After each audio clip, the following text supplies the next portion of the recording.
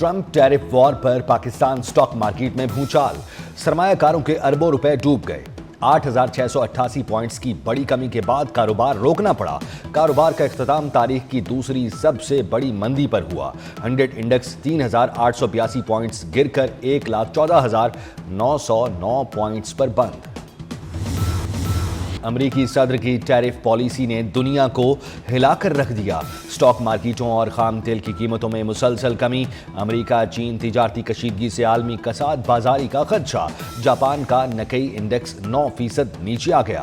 Hong Kong کے hang سینگ میں 8% گراوٹ۔ آسٹریلین سٹاک مارکیٹ میں $160 ارب کا خسارہ۔ خلیجی سٹاک مارکیٹوں میں مئی 2020 کے بعد سب سے بڑی کمی ریکارڈ کی گئی۔ سعودی سٹاک مارکیٹ میں بھی 500 ارب ریال کا نقصان۔ امریکی خام تیل 2.84% مزید سستا ہو گیا۔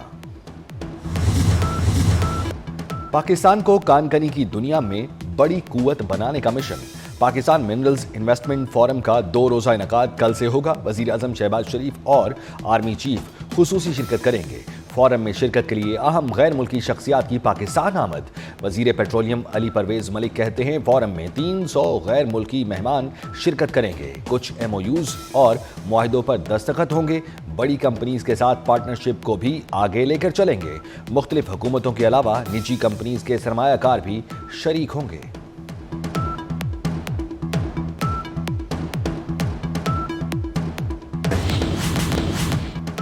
میئر کراچی مرتضی وہاب اور MQM رہنما فاروق ستار آمنے سامنے۔ فاروق ستار بولے کامران ٹیسوری کو کام کرنے دو، اپنا حساب دو، تمہیں گورنر فوبیا ہو گیا، نیندیں اڑ گئی ہیں، 7% ووٹ سے میئر بنے، تمہاری حقیقت جانتے ہیں۔ مرتضی وہاب نے جواب دیا کہ گورنر ڈائریکٹر بات کریں اور ٹوپی ڈراموں سے کام نہیں چلے۔ کام کر رہے ہیں۔ میاں نواز شریف کے دورہ لندن کے شیڈیول میں تبدیلی۔ نواز شریف بیلاروس کے صدر کی خصوصی دعوت پر 9 اپریل کو بیلاروس جائیں گے۔ سابق وزیر اعظم 10 اپریل کو بیلاروس سے لندن روانہ ہوں گے۔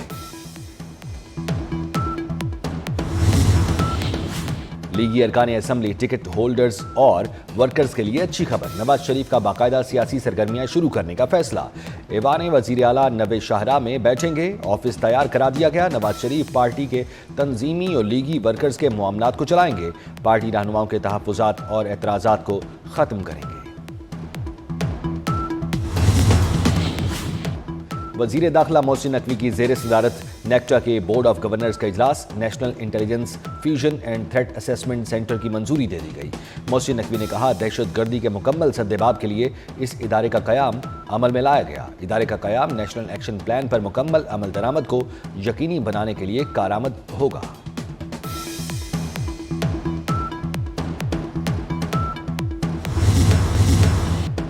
ڈیرہ اسماعیل خان میں سیکیورٹی فورسز کا ایکشن، 9 خارجی جہنم واصل، ہلاک دہشت گردوں میں انتہائی مطلوب خارجی سرگنا شیرین بھی شامل۔ اسلحہ اور بارودی مواد برآمد۔ گزشتہ روز شمالی وزیرستان میں 8 خارجی مارے گئے۔ صدر، وزیر اعظم اور وزیر داخلہ محسن نقوی کا فورسز کو خراج تحسین۔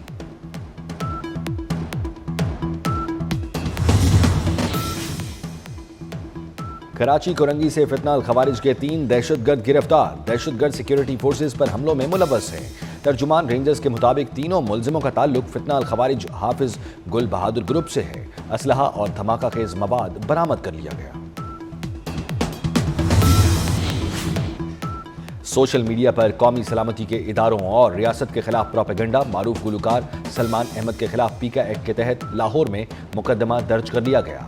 FIR کے مطابق ملزم سلمان احمد نے نفرت انگیز پوسٹ وائرل کی۔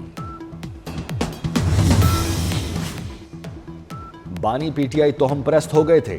اکثر کہتے تھے آج کا دن اچھا نہیں۔ مردم شناس بھی نہیں تھے۔ فواد چودھری اور بابر اعوان کو کیسے مشیر بنا سکتے ہیں؟ بانی PTI کے سابق وکیل نعیم بخاری کی کڑی تنقید۔ کہا بانی کو القادر ٹرسٹ کی زمین کو ہاتھ بھی نہیں لگانا چاہیے تھا۔ ریاست کا ملکیتی ہار آپ نہیں لے سکتے۔ بال پین یا پینسل بھی ریاست کی ملکیت ہوتی ہے۔ پنجاب کے مختلف شہروں کے لیے 1500 الیکٹرک بسیں چلانے کی منظوری۔ پہلے مرحلے میں لاہور اور گجرانوالہ میں الیکٹرک بسیں چلائی جائیں گی۔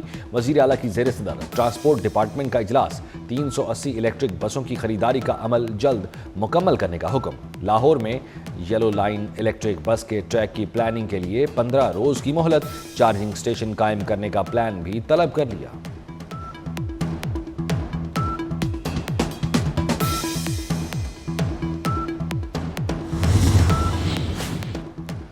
وزیر اعلیٰ سندھ مراد علی شاہ کی کورنگی کاز وے انٹرچینج دسمبر تک مکمل کرنے کی ہدایت۔ وزیر اعلیٰ نے کورنگی انٹرچینج کے ڈیزائن کی بھی منظوری دے دی۔ کہتے ہیں 39 کلومیٹر شاہراہ Bhutto high speed express way ہے۔ شاہراہ بھٹو ٹریفک لوڈ کم کرے گی۔ غیر قانونی مقیم افغانوں کے انخلاء کی حکومتی مہم تیز۔ پنجاب بھر سے 4111 افراد کو ڈی پورٹ کیا جا چکا۔ مہم کے دوران 5950 غیر ملکیوں کو ہولڈنگ سینٹرز پہنچایا گیا۔ صوبے بھر میں 46 ہولڈنگ سینٹرز قائم کیے گئے۔ سانحہ گیاری سیکٹر کے شہداء کی 13ویں برسی۔ 7 اپریل 2012 کو سیاچن کے محاذ پر انتہائی دلسوز حادثہ پیش آیا۔ سانحہ میں پاکستان آرمی کا بٹالین ہیڈ کوارٹرز مکمل طور پر برف میں دب گیا۔ 129 فوجی جوانوں نے وطن کی حرمت کی خاطر جام شہادت نوش کیا۔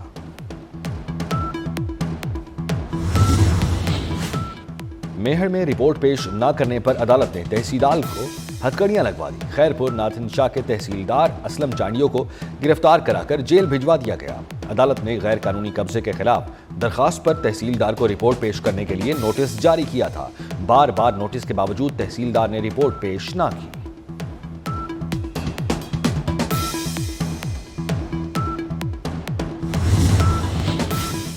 دہشت گرد اسرائیلی فوج پھر غزہ میں لگی۔ غزہ میں اسرائیل کے تازہ حملوں میں مزید 46 فلسطینی شہید ہو گئے۔ اسرائیلی ڈرون حملے میں باپ بیٹی بھی شہید۔ 18 مارچ سے اب تک اسرائیلی فوج کے حملوں میں 1000 سے زائد فلسطینی شہید ہو چکے۔ کانگو کے دارالحکومت کنساشا میں بارشوں اور سیلاب نے تباہی مچا دی۔ مختلف حادثات میں 30 افراد ہلاک، کئی لاپتہ۔ حکام کے مطابق ہلاکتوں میں اضافے کا خدشہ ہے۔ کئی علاقوں میں گھر اور سڑکیں تباہ۔ قومی شاہراہ بلاک ڈرائیورز گزشتہ 24 گھنٹے سے پھنسے ہوئے ہیں۔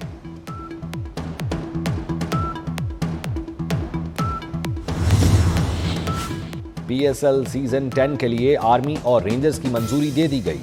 محکمہ داخلہ پنجاب نے لاہور، راولپنڈی اور ملتان میں میچز کی سیکیورٹی کے لیے درخواست دی تھی۔ ایونٹ کے میچز 11 اپریل سے 18 مئی تک شیڈیول۔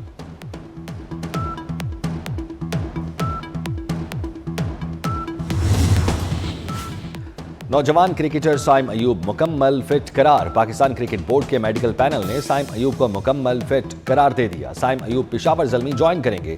سائم ایوب جنوبی افریقہ کے خلاف ٹیسٹ میچ میں انجری کا شکار ہوئے تھے۔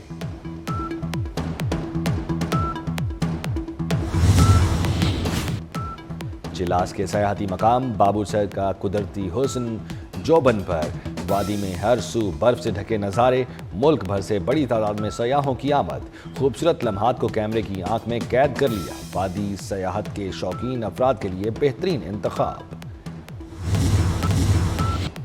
معروف ایکشن ہیرو جیکی چن 71 سال کے ہو گئے۔ جیکی چن فلمی دنیا میں مارشل آرٹ ایکشن کے بے تاج بادشاہ قرار پائے۔ اور لندن میں لارنس اولیور ایوارڈز کی رنگا رنگ تقریب۔ برطانوی اداکارہ لیزلی مینول اور امریکی اداکار جان لتھکو نے میدان مار لیا۔ فڈلر آن دا روف، جوائنٹ آر، the curious case of Benjamin Button نے 3 انعامات جیتے۔